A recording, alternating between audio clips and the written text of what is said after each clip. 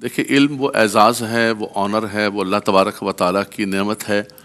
جس کی برکت سے اللہ تبارک و تعالیٰ نے آدمیت و بشریت کو فوقیت عطا فرمائے فرشتوں پر، اور اللہ تبارک و تعالیٰ نے عزت عطا فرمائی۔ وعلم آدم الاسماء كلها ثم عرضهم على الملائکہ۔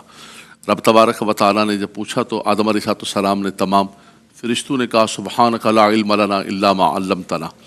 تو یہ وہ چیز ہے کہ جس کی برکت سے اللہ تبارک و تعالیٰ نے فرشتوں پر بھی فوقیت و فضیلت عطا فرمائی۔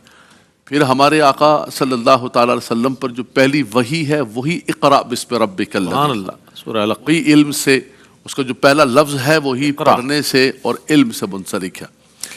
قرآن مجید فرقان حمید نے دوسرے مقام پر فرمایا یرفع اللہ الذین آمنوا منکم والذین اوتوا العلم درجات۔ ایمان کی بنیاد پر بھی درجے بلند ہوتے ہیں، نیک اعمال کی بنیاد پر بھی درجے بلند ہوتے ہیں، لیکن فرمایا کہ علم کی برکت سے درجات بلند و بالا ہوتے ہیں۔ رب تبارک و تعالیٰ هل يستوي الذين يعلمون والذين لا يعلمون بطور استفہام کے فرمایا کیا جاننے والا، علم والا اور بے علم والا برابر ہو سکتے؟ فرمایا انما يخشى الله من عباده العلماء، فرمایا اللہ کے بندوں میں سب سے زیادہ اللہ کی خشیت و خوف اسے ہوگا کہ جو علم رکھتا ہوگا۔ بلکہ سورہ نمل کے اندر حضرت سلیمان علیہ السلام کے ساتھی عاصم بن برقیہ سے جب کہا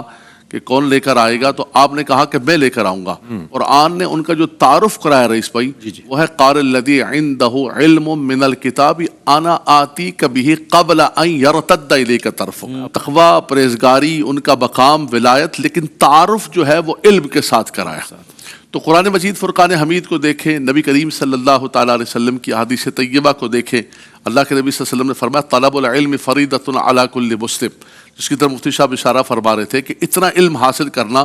ہر مسلمان پر فرض ہے کہ کم سے کم اپنی عبادات کو، اپنے معاملات کو، اپنی چیزیں جس شعبے سے وہ منسلک ہے اس کو کم سے کم جو ہے وہ صحیح طور پر ادا کر سکے۔ اور صحابہ کرام نے علم کے حصول کے لیے بہت جد و جہد کی۔ ایک مشکوٰۃ شریف کی حدیث پاک ہے کہ صحابہ کرام نبی کریم صلی اللہ علیہ وسلم کے پردہ فرمانے کے بعد جو ہے وہ مختلف جگہوں پر چلے گئے، شام میں چلے گئے، تو ایک صحابی رسول مدینہ منورہ سے ایک حدیث سننے کے لیے تشریف لے گئے دمشق کے اندر، اور شام کے اندر جا کر اس حدیث پاک کو سنا کہ مجھے پتہ چل رہا ہے کہ آپ نے نبی کریم صلی اللہ علیہ وسلم سے خود سنی ہے۔ حضور صلی اللہ علیہ وسلم اور آپ کے درمیان کوئی بھی بیچ میں نہیں ہے، آپ ذرا وہ کلمات سنائیے کہ حضور نے اپنی زبان سے کیا فرمایا۔ آپ نے فرمایا کہ اللہ کے نبی صلی اللہ علیہ وسلم نے فرمایا کہ من سلک طریقا یطلب فیہ علما سلک اللہ طریقا من طرق الجنہ، فرمایا کہ جو علم کے راستے پر چلتا ہے اللہ تبارک و تعالیٰ اس کو جنت کے راستے پر لے جاتا ہے۔ اور دوسری بات یہ کہ چونکہ نبی کریم صلی اللہ علیہ وسلم کی انبیاء کی وراثت علم ہے، خود اللہ کے نبی صلی اللہ علیہ وسلم نے فرمایا کہ لم یورثوا درہما ولا دینارا انما ورثوا العلم،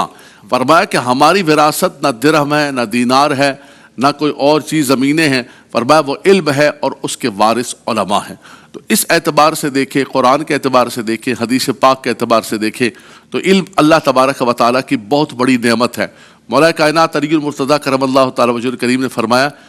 علم تمہاری حفاظت کرتا ہے اور تم مال کی حفاظت کرتے ہو۔ مال آ جاتا ہے انسان ٹینشن کے اندر ہوتا ہے کہ یار اس کو بچانا بھی ہے، وہ اموال اقترفتموہا، اس کو گن گن کے رکھتا ہے، اس کو بچاتا ہے۔ فرمایا کہ مال بھی اللہ کی نعمت ہے، علم بھی نعمت ہے، مال کو بھی یبتغون فضلا من اللہ کا، لیکن فرمایا کہ مال کی تم حفاظت کرتے ہو، علم تمہاری حفاظت کرتا ہے دونوں جہان کے اندر۔ کیا بات، کیا خوبصورت بات کہ مال کی تم حفاظت کرتے ہو اور علم تمہاری حفاظت کرتا ہے، اور علم تو